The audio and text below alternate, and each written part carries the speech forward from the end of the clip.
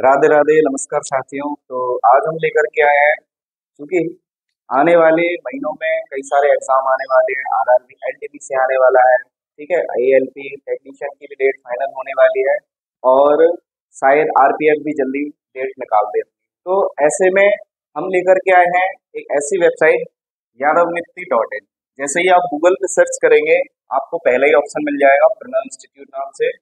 इस पर जितने भी सरकारी एग्जाम होते हैं हमारे, चाहे वो एसएससी का हो, चाहे आरपीएफ का हो, चाहे रेलवे, एनटीपीसी, एएलपी और सीएचएल, सीएचएसएल, सीजीएल, ये सारे इनके प्रीवियस ईयर्स, इनके मॉक टेस्ट, इनके सेक्शनल जितने भी टेस्ट होते हैं वो सारे आपको इस एक वेबसाइट पर मिल जाएंगे। और आज हम करने वाले हैं मॉक टेस्ट, जिसमें कुछ प्रीवियस ईयर के और कुछ ऐसे प्रैक्टिस सेट्स यूज करेंगे जिनमें से जो बहुतायत में प्रयोग किए जाते हैं, ऐसे क्वेश्चन हम आज लेकर के आने वाले हैं। तो चलिए शुरू करते हैं बिना किसी देरी के।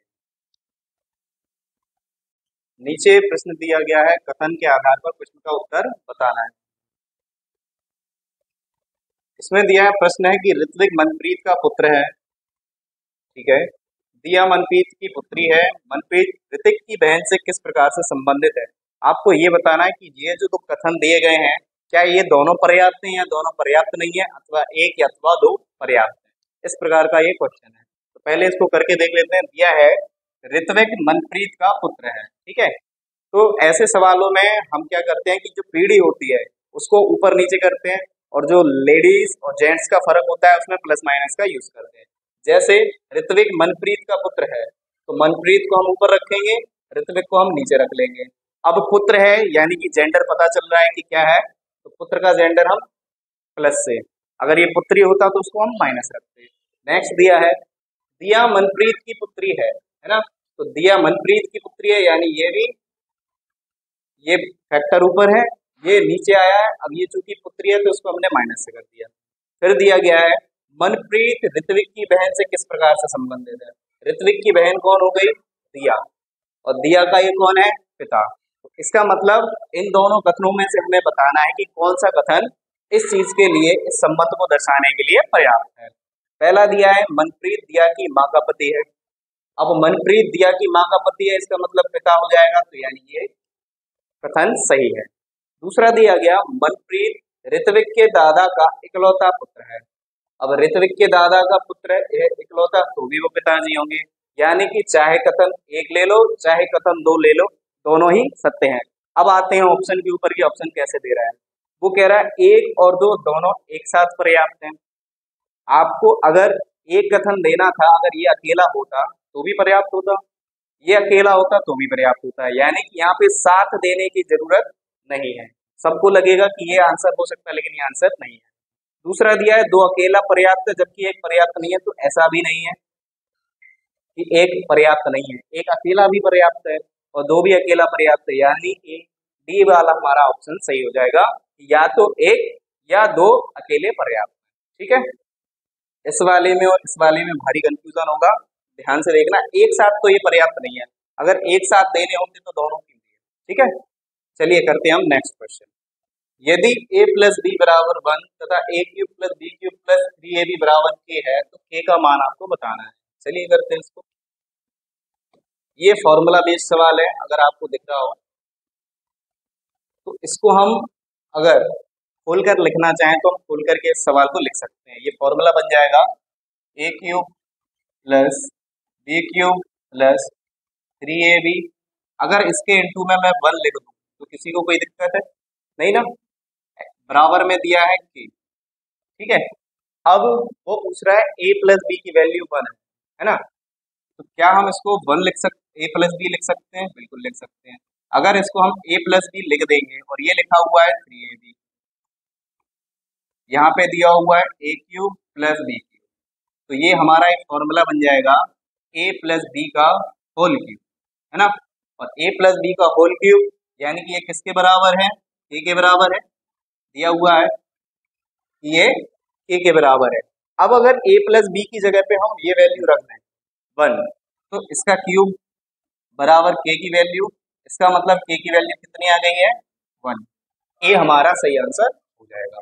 चलिए करते हैं नेक्स्ट क्वेश्चन। दिया गया है निम्नलिखित श्रृंखला में प्रश्न चिन्ह की जगह आने वाले समूह का चयन करना है। अब सबसे पहले जब श्रृंखला दे रखी हो ABCD की, तो इसमें हमें इनके अक्षर कौन से स्थान पर आते हैं इनका मान हमको पता होना चाहिए, है ना, तभी ये सवाल कर पाएंगे। अब जैसे दिया हुआ है इस प्रकार से, तो इसमें हमें दिख रहा है कि A और F के बीच में 5 का अंतर है, +5 का। ऐसे ही F और K में +5 का अंतर है। इसका मतलब पहला वाला जो अक्षर है वो +5 होता जा रहा है। इसका मतलब P में हम +5 कर देंगे तो ये क्या हो जाएगा, U, यानी पहला अक्षर क्या होना चाहिए, U। उसी प्रकार से Y दिख रहा है, YTOJ, ये इजोटी बना रहा है, उल्टी तरफ से देखेंगे तो इजोटी, यानी कि यहाँ पे E आना चाहिए। ये -5 चल रहा है ना, पहले +5 चला, अब -5 चल रहा है। उसके बाद DI, अब ये हो रहा है +5, I और N में +5, S और N में +5, इसका मतलब S के आगे भी क्या चलेगा, +5 चलेगा। तो S के आगे 5 जोड़ेंगे कितना आएगा, SPQRSTUVWX, यानी लास्ट का अक्षर क्या आ जाना चाहिए, X। +5, -5 और +5, ये क्रम चल रहा है, यानी आंसर UEX सही हो जाएगा। करते हैं next question. Next question reasoning से, एक कूट भाषा में स्वीट कॉर्न सूप लिखा हुआ है पम बम नम, और स्वीट कॉर्न स्टार्च पम बम लम, कॉर्न स्टार्च सूप, ये तो उसी कूट भाषा में स्वीट कॉर्न सूप को कैसे लिखा जाएगा। इसमें कूट ऑलरेडी दे रखा है, बस हमको डिकोड करना है ना, कि स्वीट के लिए सबसे पहले क्या आया है, तो देख लेते स्वीट कहाँ कहाँ पे आया है, स्वीट कॉर्न, इसमें दोनों ही मिल जाएंगे स्वीट कॉर्न, यानी कि पम बम और नम में से कुछ एक हो सकता है। अब देखते हैं कॉर्न स्टार्च सूप, इसमें कॉर्न आया है, इसमें कॉर्न आया है, ठीक है, इसमें बम है, इसमें भी बम है, यानी कि कॉर्न के लिए क्या यूज किया जा रहा है, बम। स्वीट के लिए देखना है क्या यूज किया जा रहा है, तो स्वीट के लिए कहीं पे दिया है क्या, हाँ, स्वीट कॉर्न स्टार्च, इसके लिए बम बम लम, तो बम तो हमने कैंसिल कर दिया, अब इसमें पम है और इसमें पम है, इसका मतलब स्वीट के लिए क्या आ जाएगा, PAM। अब पम किसमें दिया है, दोनों में दिया है। लास्ट है सॉप के लिए, तो सॉप यहाँ पे है और सॉप के लिए इसमें यूज हुआ है कम, है ना, तो यानी कि सही आंसर हमारा क्या हो जाएगा, कम बम कम। ठीक है, सिर्फ क्या करना था, डिकोड करना था इसको। ठीक, नेक्स्ट क्वेश्चन करते हैं। तो नेक्स्ट क्वेश्चन रक्त संबंध से,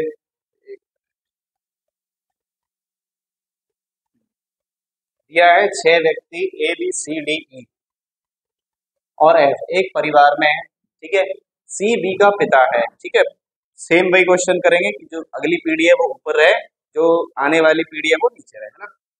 तो दिया है CB का पिता है, तो C है वो B का पिता है, इसका मतलब पिताजी पॉजिटिव। ठीक, अब ये तो कंफर्म नहीं है ना B का जेंडर क्या है। फिर है AF की माता है, D B का पुत्र है, तो D B का पुत्र है, ये हम कर सकते हैं, D B का पुत्र है, तो ये पुत्र है इनका, अभी भी ये कंफर्म नहीं है ये कौन है। फिर E B की पत्नी की सास है, E जो है वो B की पत्नी की सास, अब B की पत्नी होगी कोई, तो इसका मतलब ये पति होंगे, है ना, तो E B की पत्नी की सास है, B की पत्नी की सास का मतलब कौन हो गया, इसकी माँ और इसकी पत्नी, यानी कि ये कौन है, E, इन दोनों का रिश्ता हो गया पति पत्नी का, ये पत्नी हो गई, यानी ये नेगेटिव वो पॉजिटिव। अब यहाँ पे B की पत्नी, फिर दिखा है F D की बहन है, F जो है वो D की बहन है, बहन का रिश्ता है F का, ठीक है। अब यहाँ पे एक कोई रह रहा है, वो हमें पता लगाना है कौन है, तो A रह रहा है ना, तो इसमें हम A भर देंगे, हो गए 6, 2 2 4 2 6, 2 2 4 2 6, ये पति पत्नी, ये पति पत्नी, ये भाई बहन। अब C E से किस प्रकार संबंधित है, तो C और E तो पति पत्नी है, लेकिन वो पूछ रहा है C का संबंध क्या, तो C इसका क्या लगेगा, पति लगेगा, तो आंसर C ऑप्शन सही है। ठीक है, नेक्स्ट क्वेश्चन रीजनिंग भी है और जनरल नॉलेज का भी है। दिया हुआ है कि गेहूं की खेती के लिए निम्नलिखित में से कौन सी स्थिति आवश्यक है। पहला है बढ़ती अवधि के दौरान इष्टतम तापमान लगभग 30 डिग्री सेल्सियस है। अब समझने वाली बात यह है कि जब गेहूं की फसल लगाई जाती है तो अक्टूबर के आसपास लगाई जाती है, यानी कि ठंड का महीना होता है अक्टूबर, नवंबर और दिसंबर, जनवरी। ये लगभग लगभग ऐसे महीने हैं जिनका टेम्परेचर 25 से तो नीचे ही होगा, है ना।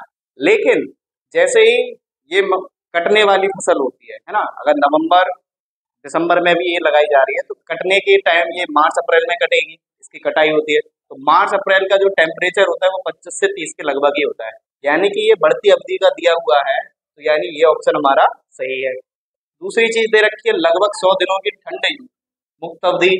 अब ये कह रहा है ठंड मुक्त अवधि, तो बिल्कुल सही है, क्योंकि ठंड इसको शुरुआत की अवधि में चाहिए होती है ना। ठंड जो है वो शुरुआत में चाहिए, लेकिन जब पकने के लिए होती है तो इसको पकने के लिए ठंड मुक्त चाहिए। तो ये क्वेश्चन भी हमारा सही हो जाएगा, मतलब ऑप्शन सही हो जाएगा। नेक्स्ट दिया है हल्की मिट्टी या भारी दोमट मिट्टी। तो गेहूं की निकासी के लिए दोमट मिट्टी तो लगती है, साथ ही साथ ऐसी मिट्टी चाहिए जिसमें जल की निकासी आसानी से हो जाए, तो वो थोड़ी हल्की मिट्टी इसको हम कह सकते हैं। तो यानी कि इसके तीनों ही ऑप्शन सही हैं, तो ऑप्शन नंबर 1, 2, 3 सही हो जाएगा। नेक्स्ट क्वेश्चन, अगला क्वेश्चन है हमारा करंट अफेयर्स से। तो ये दिया है कि 2022 और 2023 से 2025 और 2026 की अवधि के लिए उत्तर पूर्व विशेष अवसंरचना विकास योजना के लिए स्वीकृत बजट की राशि क्या है। तो ऐसे क्वेश्चन जहाँ पे हर कोई फंसता है और कोई करता नहीं है, तो यहाँ पे ये ज्यादा जरूरी है कि ऐसे क्वेश्चन जरूर करें, क्योंकि ये हमें आगे रखेंगे दूसरे से कंपटीशन में, है ना। तो इसका सही आंसर हो जाएगा 8,139.50 करोड़। तो ये मान्यता है, ऐसे क्वेश्चंस को जरूर लिखें क्योंकि ये जरूर जरूर आने वाले हैं। नेक्स्ट क्वेश्चन, अगला क्वेश्चन है ट्रिग्नोमेट्री से, है ना। समद्विबाहु त्रिभुज एबीसी में एबी और एसी की लंबाई बराबर है। देखो पहले दे रखा है समद्विबाहु त्रिभुज, यानी कि जिसकी भुजाएं, दो भुजाएं आपस में समान है ना, ये दोनों भुजाएं समान है। और दे रखा है एबीसी है, तो ए बी और सी। वो कह रहा है कि आधार बीसी और ऊंचाई एडी की लंबाई दे रखी है। आधार बीसी की लंबाई दे रखी है 8 सेंटीमीटर, और एडी ये लंब हो गया, यहाँ डी मान लेते हैं। इसकी ऊंचाई यानी एच दे रखी है। त्रिभुज का परिमाप बताना है यदि त्रिभुज का क्षेत्रफल 12 सेंटीमीटर स्क्वायर है। जब हमें आधार और ऊंचाई दे रखी होती है तब त्रिभुज का जो क्षेत्रफल होता है उसका फॉर्मूला, तो उसका फॉर्मूला होता है 1/2 आधार गुणे ऊंचाई, ठीक है, आधार गुणे ऊंचाई। क्षेत्रफल हमको दे रखा है 12 सेंटीमीटर और आधार है 8, ऊंचाई हमको निकालनी है ये h। तो कितना हो जाएगा, 2 चौके 8, 4 से काट देंगे, 4 तिया 12, h कितना आ गया, 3 आ गया। अब ये हमारा एक ट्रिपलेट बन गया है। अगर आप ध्यान से देखें, जब ये लंब डाल रहा है तो ये दोनों इससे कितने हो जाएंगे, आधे हो जाएंगे, यानी बी से डी तक की दूरी कितनी हो जाएगी, 4। अगर ये 4 है, ये 3 है, तो ये 5 होगा। पाइथागोरस थ्योरम से हम निकाल लेंगे, तो 3, 4, 5 का ये ट्रिपलेट बन जाएगा। पूछा क्या है, वो कह रहा है त्रिभुज का परिमाप बताना है। अब चूंकि ये समद्विबाहु त्रिभुज है, दो भुजाएं बराबर है, यानी ये 5 है तो ये भी 5 होगी, और नीचे ये 8 हमको पहले ही गिवन है, ठीक है। परिमाप में क्या करते हैं, तीनों भुजाओं का टोटल कर देते हैं, 5, 5, 10 और 8, 18। तो सही आंसर है हमारा 18 सेंटीमीटर। करते हैं नेक्स्ट क्वेश्चन, रीजनिंग भी है और जनरल नॉलेज का भी है। दिया हुआ है कि गेहूं की खेती के लिए निम्नलिखित में से कौन सी स्थिति आवश्यक है। पहला है बढ़ती अवधि के दौरान इष्टतम तापमान लगभग 30 डिग्री सेल्सियस है। अब समझने वाली बात यह है कि जब गेहूं की फसल लगाई जाती है तो अक्टूबर के आसपास लगाई जाती है, यानी कि ठंड का महीना होता है अक्टूबर, नवंबर और दिसंबर, जनवरी। ये लगभग लगभग ऐसे महीने हैं जिनका टेम्परेचर 25 से तो नीचे ही होगा, है ना। लेकिन जैसे ही ये कटने वाली फसल होती है ना, अगर नवंबर दिसंबर में भी ये लगाई जा रही है तो कटने के टाइम ये मार्च अप्रैल में कटेगी, इसकी कटाई होती है। तो मार्च अप्रैल का जो टेम्परेचर होता है वो 25 से 30 के लगभग ही होता है, यानी कि ये बढ़ती अवधि का दिया हुआ है, तो यानी ये ऑप्शन हमारा सही है। दूसरी चीज दे रखी है लगभग 100 दिनों की ठंड मुक्त अवधि। अब ये कह रहा है ठंड मुक्त अवधि, तो बिल्कुल सही है, क्योंकि ठंड इसको शुरुआत की अवधि में चाहिए होती है ना। ठंड जो है वो शुरुआत में चाहिए, लेकिन जब पकने के लिए होती है तो इसको पकने के लिए ठंड मुक्त चाहिए। तो ये क्वेश्चन भी हमारा सही हो जाएगा, मतलब ऑप्शन सही हो जाएगा। नेक्स्ट दिया है हल्की मिट्टी या भारी दोमट मिट्टी। तो गेहूं की निकासी के लिए दोमट मिट्टी तो लगती है, साथ ही साथ ऐसी मिट्टी चाहिए जिसमें जल की निकासी आसानी से हो जाए, तो वो थोड़ी हल्की मिट्टी इसको हम कह सकते हैं। तो यानी कि इसके तीनों ही ऑप्शन सही हैं, तो ऑप्शन नंबर 1, 2, 3 सही हो जाएगा। नेक्स्ट क्वेश्चन, अगला क्वेश्चन है हमारा करंट अफेयर्स से। तो ये दिया है कि 2022 और 2023 से 2025 और 2026 की अवधि के लिए उत्तर पूर्व विशेष अवसंरचना विकास योजना के लिए स्वीकृत बजट की राशि क्या है। तो ऐसे क्वेश्चन जहाँ पे हर कोई फंसता है और कोई करता नहीं है, तो यहाँ पे ये ज्यादा जरूरी है कि ऐसे क्वेश्चन जरूर करें, क्योंकि ये हमें आगे रखेंगे दूसरे से कंपटीशन में, है ना। तो इसका सही आंसर हो जाएगा 8,139.50 करोड़। तो ये मान्यता है, ऐसे क्वेश्चंस को जरूर लिखें क्योंकि ये जरूर जरूर आने वाले हैं। नेक्स्ट क्वेश्चन, अगला क्वेश्चन है ट्रिग्नोमेट्री से, है ना। समद्विबाहु त्रिभुज एबीसी में एबी और एसी की लंबाई बराबर है। देखो पहले दे रखा है समद्विबाहु त्रिभुज, यानी कि जिसकी भुजाएं, दो भुजाएं आपस में समान है ना, ये दोनों भुजाएं समान है। और दे रखा है एबीसी है, तो ए बी और सी। वो कह रहा है कि आधार बीसी और ऊंचाई एडी की लंबाई दे रखी है। आधार बीसी की लंबाई दे रखी है 8 सेंटीमीटर, और एडी ये लंब हो गया, यहाँ डी मान लेते हैं। इसकी ऊंचाई यानी एच दे रखी है। त्रिभुज का परिमाप बताना है यदि त्रिभुज का क्षेत्रफल 12 सेंटीमीटर स्क्वायर है। जब हमें आधार और ऊंचाई दे रखी होती है, तब त्रिभुज का जो क्षेत्रफल होता है उसका फॉर्मूला, तो उसका फॉर्मूला होता है 1/2 आधार गुणे ऊंचाई। ठीक है, आधार गुणे ऊंचाई। क्षेत्रफल हमको दे रखा है 12 सेंटीमीटर और आधार है 8, ऊंचाई हमको निकालनी है ये h। तो कितना हो जाएगा, 2 चौके 8, 4 से काट देंगे, 4 तिया 12, h कितना आ गया, 3 आ गया।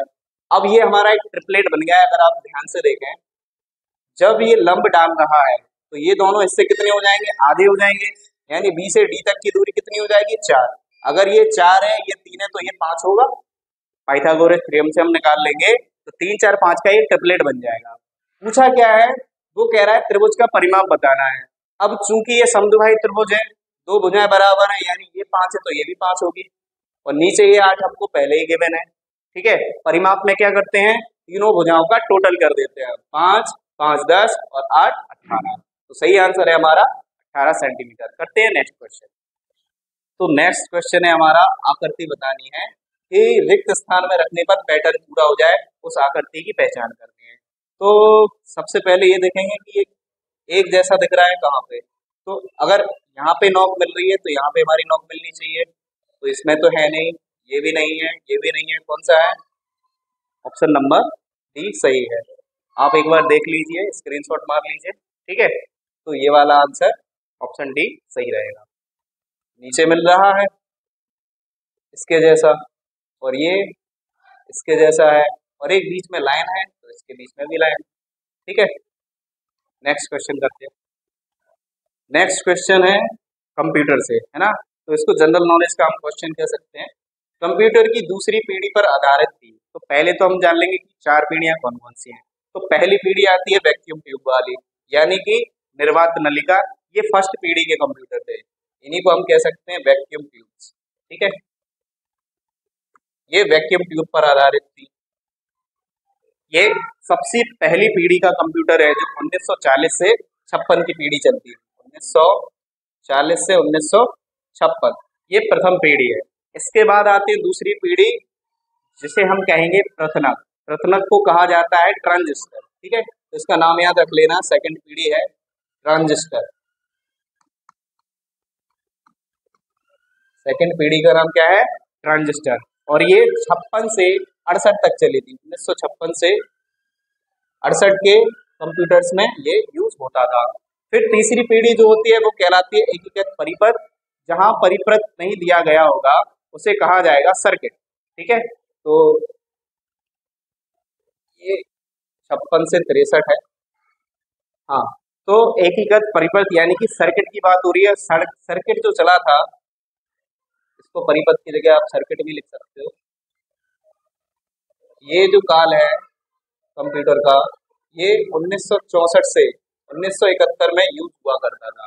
फिर आए माइक्रो प्रोसेसर, जो वर्तमान में 71 से अभी तक चल रहे हैं, यानी कि माइक्रो प्रोसेसर या VLSI चिप्स।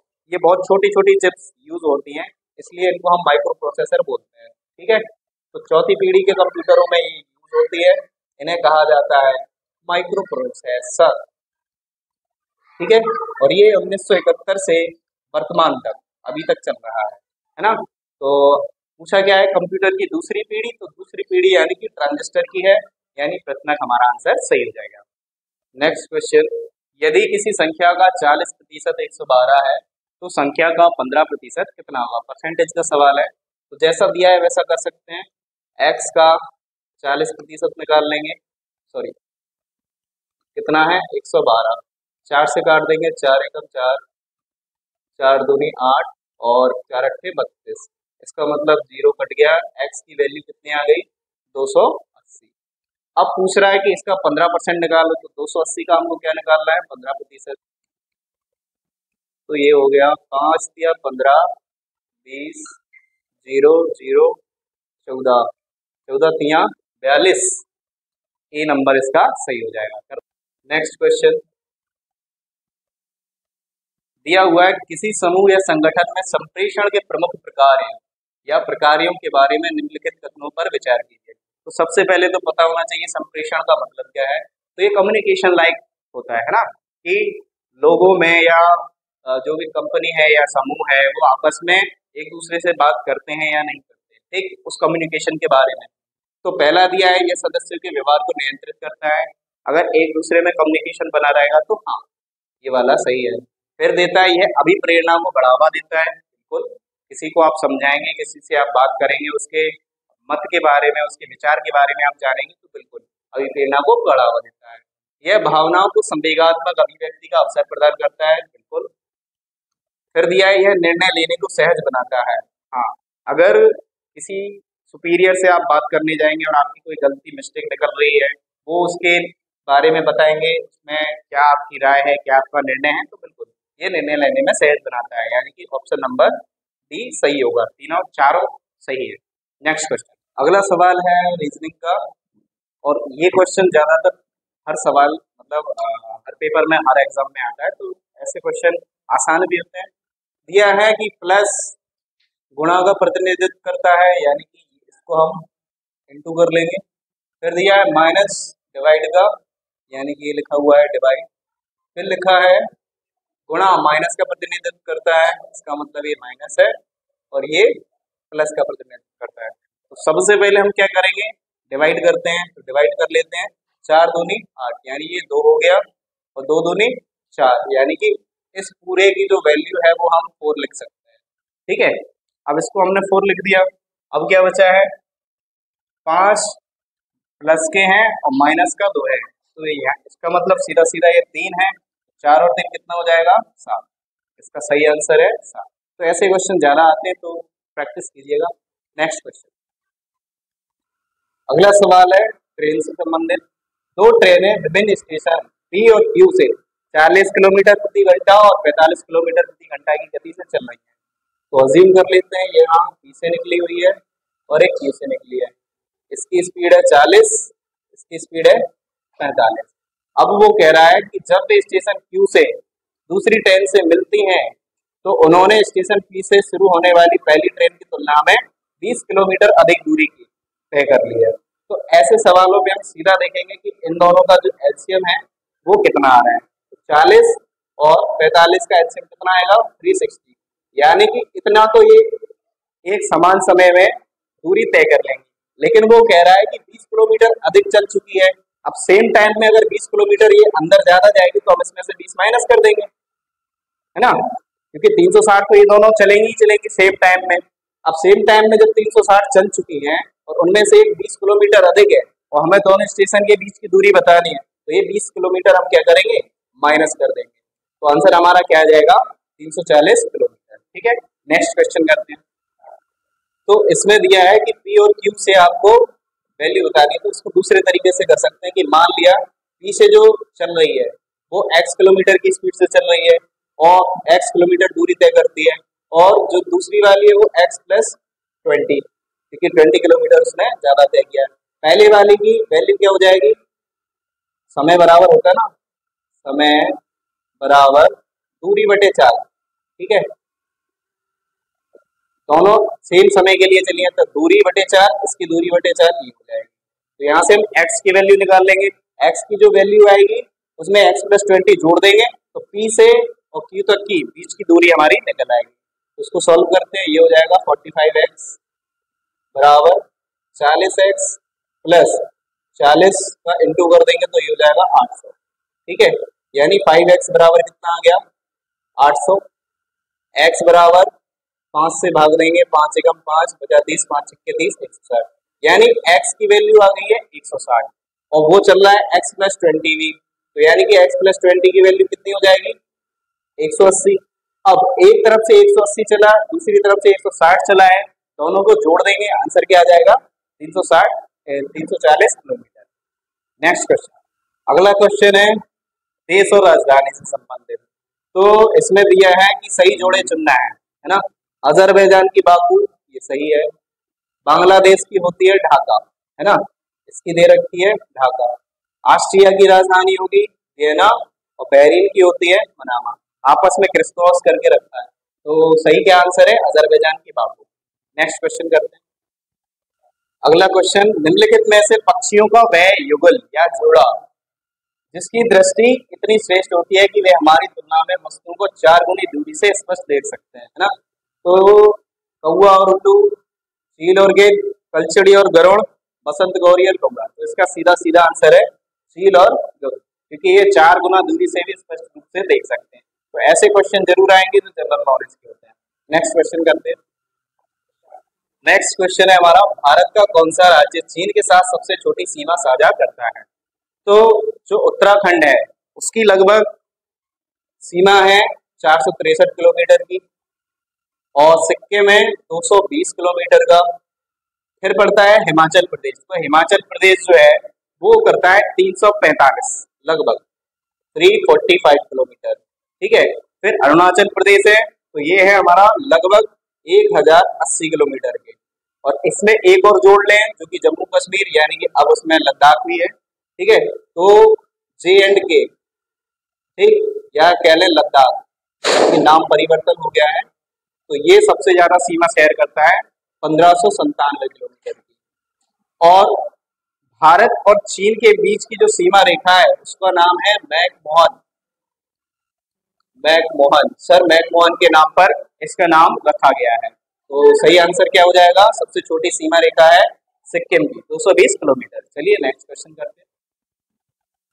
अगला question, 3 null A B C एक टंकी को क्रमशः 180, 20 और 90 मिनट में भर सकते हैं। यदि सभी नल एक साथ खोले जाते हैं तो टंकी कितने मिनट में भर जाएगी। ये सेम टू सेम सवाल है कार्य और समय को लेकर के, है ना। तो उसमें क्या किया जाता है, ए बी सी, इनकी हम लिख लेंगे कितना समय है, 180 मिनट, 20 मिनट और 90 मिनट।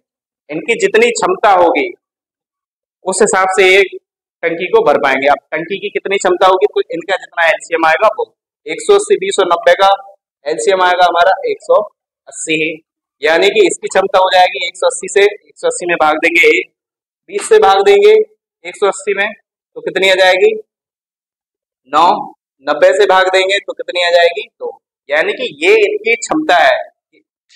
एक बार में ये 1 यूनिट, ये 9 यूनिट और ये 2 यूनिट भर सकता है। अब वो कह रहा है कि सभी नल एक साथ खोले जाते हैं, तो जब सभी नल खोल दिए जाएंगे तो इनकी क्षमताएं क्या होंगी, जुड़ जाएंगी।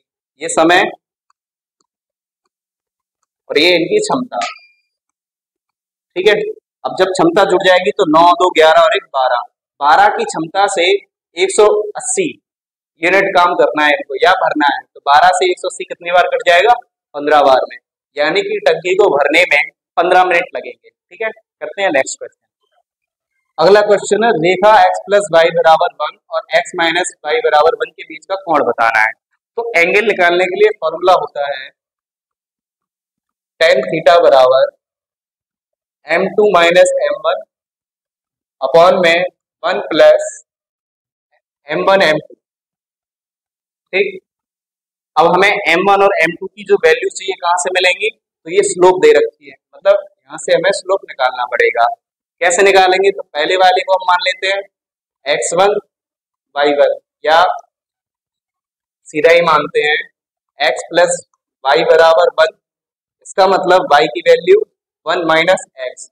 अब y की वैल्यू अगर 0 रखेंगे तो इसकी वैल्यू यहाँ पे m1 बराबर क्या हो जाएगी, स्लोप निकालने के लिए इसका उल्टा, यानी कि माइनस का 1, m1 की वैल्यू -1 आ गई। ऐसे ही यहाँ से निकालेंगे x माइनस वाई बराबर 1, तो y बराबर क्या हो जाएगा, x माइनस 1, इसका मतलब यहाँ से m2 की वैल्यू कितनी निकलेगी, प्लस का 1। ठीक है, क्योंकि हमें यहाँ पे y0 करना होता है। अब y0 करने के लिए जो लगेगी वैल्यू वो m1 की वैल्यू होती है। यहाँ y0 करने के लिए यहाँ पे -1 चाहिए और यहाँ पे प्लस का 1 चाहिए। अब यहाँ पे हम वैल्यू रख देंगे m2 माइनस m1 में, तो m2 माइनस m1, m2 की वैल्यू है 1 माइनस और माइनस का 1, यहाँ हो जाएगा 1 और माइनस माइनस माइनस। ठीक है, ऊपर आ जाएगा 2 और नीचे हो जाएगा 0, इसका मतलब है इन्फिनिटी। और tan थीटा की वैल्यू इन्फिनिटी कब आती है, जब थीटा बराबर 90 डिग्री हो। थीटा बराबर 90 डिग्री, 90 डिग्री को हम क्या लिख सकते हैं, पाई बाई 2, पाई की वैल्यू 180, 180 का आधा 90। नेक्स्ट अगला क्वेश्चन, 9 अवलोकनों का अंकगणितीय माध्य दिया है 100, यानी 9 का टोटल निकाल लेंगे। जो माध्य दिया होता है उसका अगर इंटू करते हैं तो टोटल निकल आएगा 900। फिर दिया है 6 का 80 है, यानी 6 अवलोकनों का औसत माध्य 80 है, तो टोटल कितना हो जाएगा, 8 सिंह 48, 480। अब ये टोटल 15 अवलोकन हो गए हमारे पास। 15 अवलोकनों का औसत निकालना है, तो पहले उनका टोटल निकाल लेंगे, तो ये हो गया 1380। अब औसत पूछा है तो औसत का फॉर्मूला बिल्कुल इजी है, कुल संख्या या कुल योग बटे में जितनी संख्या है वो, तो कुल योग कितना आया है 1380, कितने हो रहे हैं 9 और 6 15 अवलोकन, तो सीधा है 15 से 1380 में हम भाग कर देंगे, तो 1380 डिवाइडेड बाय 15। ठीक है, 15 नम्मा 135, बचे कितने 3 और 15 दूनी 30, यानी इसका सही आंसर है 92। नेक्स्ट क्वेश्चन करते हैं। राजीव की तस्वीर की ओर इशारा करते हुए महिला नीना ने कहा कि उसकी बहन के पिता मेरे ससुर के इकलौते पुत्र हैं। अब मेरे ससुर का इकलौता पुत्र कौन हो जाएगा, उसका पति, किसका पति, नीना का पति। और जो नीना का पति है, ठीक है, नीना का जो पति है वो उसकी बहन के पिता, किसकी बहन के पिता, राजीव, तो राजीव की बहन का जो पिता होगा तो वो राजीव का भी पिता होगा, और राजीव का पिता जो है वो नीना का पति है। ठीक है, राजीव का जो पिता है वो नीना का पति है, यानी कि नीना इसकी माँ हो जाएगी राजीव की। ठीक है, तो राजीव से किस प्रकार संबंधित है नीना, उसकी माता है। नेक्स्ट क्वेश्चन करते हैं।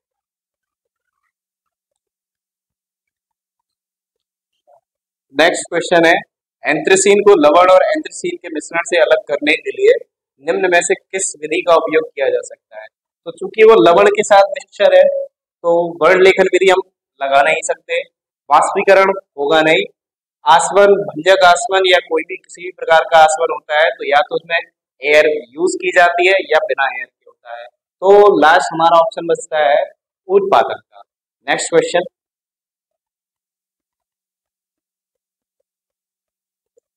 दिया है यदि एक वस्तु को 10% की छूट पर राहुल को और 30% की छूट पर अभिषेक को बेचा गया, उनके विक्रय मूल्य के बीच का अंतर 240 रुपए है, तो वस्तु का अंकित मूल्य ज्ञात कीजिए। सीधा सीधा क्वेश्चन है, 10% की छूट,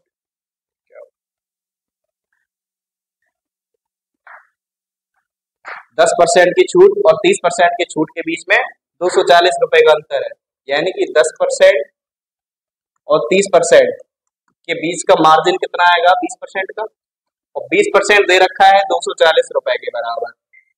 ठीक है, अगर 20% 240 के बराबर है तो इसका मतलब 100% कितने के बराबर होगा, 1200 रुपए के बराबर होगा। और पूछा क्या है, अंकित मूल्य ज्ञात कीजिए, तो यानी कि इसका सही आंसर क्या है, 1200। नेक्स्ट क्वेश्चन करते हैं। नेक्स्ट क्वेश्चन है कथन और क्रियाविधि। दिया है नीचे दिए गए प्रश्न में 1 और 2 से अंकित क्रियाविधि की बात किया गया है। क्रियाविधि सुधार जांच करने के लिए समस्या, नीति आदि के संबंध में उठाए गए कदम या प्रशासनिक निर्णय है। कथन में दी गई जानकारी को सत्य मानते हुए तय कीजिए कि सुझाए गए क्रियाविधियों में से कौन सा या कौन से क्रियाविधि तार्किक रूप से कथन का अनुसरण करते हैं। कथन दिया है, एक व्यस्त सड़क के फुटपाथ पर सस्ते सामान बेचने वाले विक्रेताओं की भीड़ लगी रहती है। इसकी क्रियाविधि है, उन्हें भगाने के लिए पुलिस की मदद लेनी चाहिए। दूसरा है, उन्हें कुछ जगह प्रदान की जानी चाहिए जहां वे फुटपाथ को अवरुद्ध किए बिना अपनी रोटी कमा सकें। तो देखा जाए तो आंसर दोनों सही हो सकते हैं, लेकिन ये वाला ज्यादा अप्रोप्रिएट लगता है कि उन्हें जगह दे दो, है ना, जिससे ना तो वो फुटपाथ को अवरुद्ध करेंगे और अपनी रोजी रोटी भी कमा सकेंगे। तो इसका सही आंसर है केवल 2 अनुसरण करता है। नेक्स्ट क्वेश्चन, चॉकलेट के 2 ब्रांड क्रमशः 24 और 15 के पैक में उपलब्ध हैं। यदि राम के पास दोनों प्रकार की चॉकलेट, यदि यह समान संख्या खरीदना चाहता है, प्रत्येक प्रकार के बॉक्स की कम से कम कितनी संख्या खरीदनी होगी। ठीक, तो ऐसे में हम ये देखेंगे कि इनका जो एलसीएम है, ठीक है, वो कितना आ रहा है। तो 24 और 15 का जो एलसीएम आएगा वो लगभग बराबर आना चाहिए, है ना। तो 24 और 15 इनका हम एलसीएम लेंगे, इसमें 8 इंटू 3 लिख सकते हैं, इसको 5 इंटू 3 लिख सकते हैं। अब एक तरीके से देखा जाए तो इसको 8 की कमी है और इसको 5 की कमी है, यानी अगर इसको हम 5 से इंटू कर दें तो ये, और इसको 8 से इंटू कर दें तो ये, दोनों बराबर हो जाएंगे।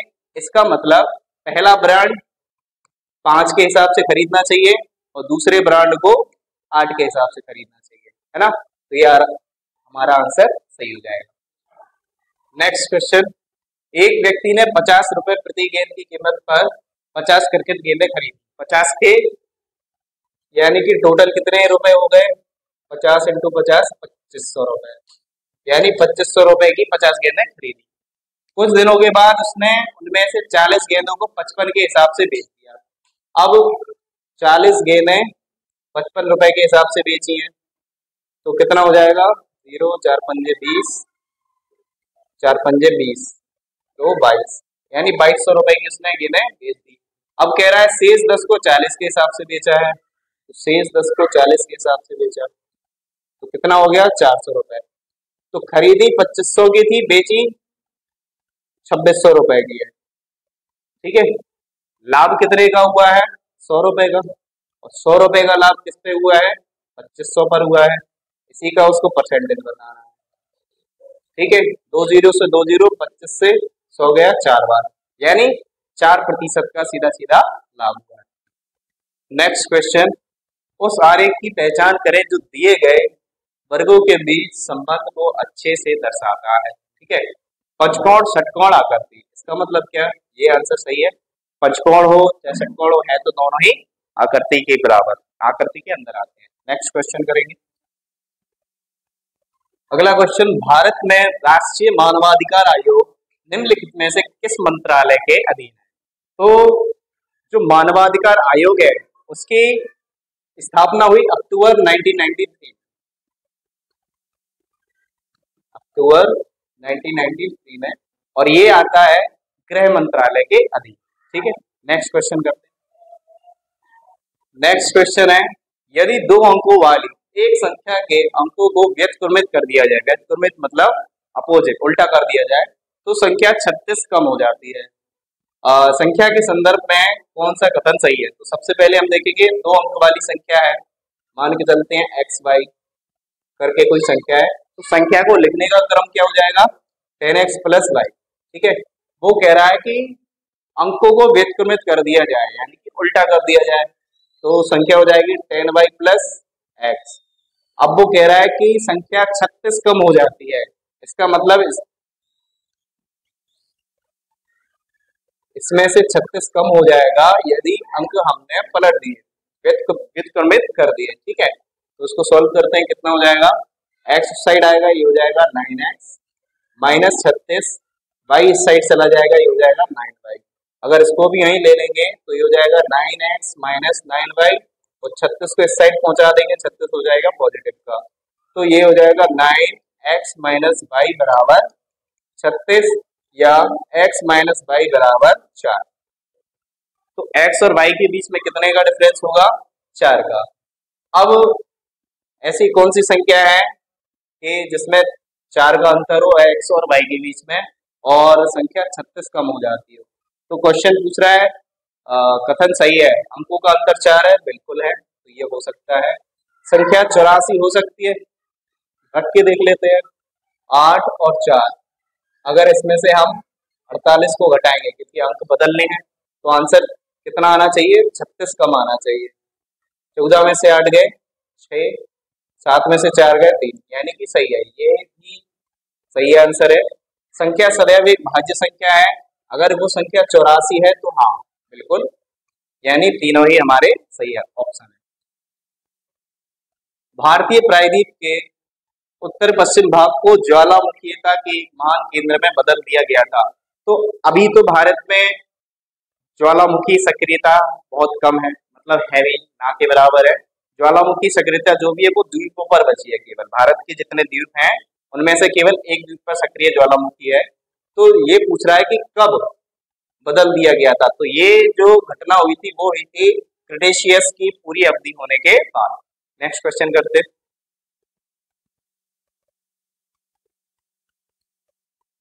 भारत में किस राज्य ने सर्वप्रथम पंचायती राज की शुरुआत की थी? तो इसका सही आंसर है राजस्थान।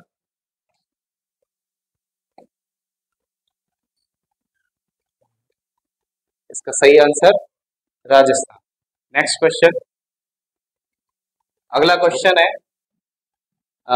दिए गए प्रश्नों में दो कथन एक और दो हैं, तय करें कि कथनों में दी गई जानकारी प्रश्न का उत्तर देने के लिए पर्याप्त है या नहीं। दोनों कथनों को पढ़िए और अपना उत्तर दीजिए। कथन दिया है टी, वी, बी और सी में से उनके भार के अवरोही क्रम में व्यवस्थित करने पर ऊपर से तीसरा कौन सा आता है ये बताना है। कथन है पहला, बी टी और सी से भारी है, बी टी और सी से भारी है, बी से कम भारी है, जो सबसे भारी नहीं है। यानी अगर ये सबसे भारी नहीं है और ये दोनों तो नीचे पहुंच गए तो सबसे भारी कौन बचा है? ई। तो तीसरे नंबर का आपको बताना था, तीसरे नंबर पे कौन आ रहा है? बी आ रहा है। सेकंड कथन है सी केवल टी से भारी है, सी केवल टी से भारी है, यह अकेला पर्याप्त नहीं है। जबकि एक अकेला पर्याप्त है, अगर ये नहीं भी दिया होता तो हम बता देते कि ऊपर से तीसरे नंबर पे भारी कौन है। यानी कि एक अकेला पर्याप्त है जबकि दो अकेला पर्याप्त नहीं है। और ये आखिरी सवाल मेरी तरफ से, तो इसको सॉल्व करके आप लोग आंसर कमेंट में जरूर बताइएगा। ऐसे ही और मॉक टेस्ट और ऐसे ही क्वेश्चंस के लिए हमारे चैनल से जुड़े रहिए और वेबसाइट पे yadavmynti.in पे लॉगिन जरूर करें। और कोई डिटेल अगर मिस हो गई है तो कमेंट में जरूर बताएं, कोई अगर गलती हो गई है तो उसे हाईलाइट जरूर करें। राधे राधे, धन्यवाद।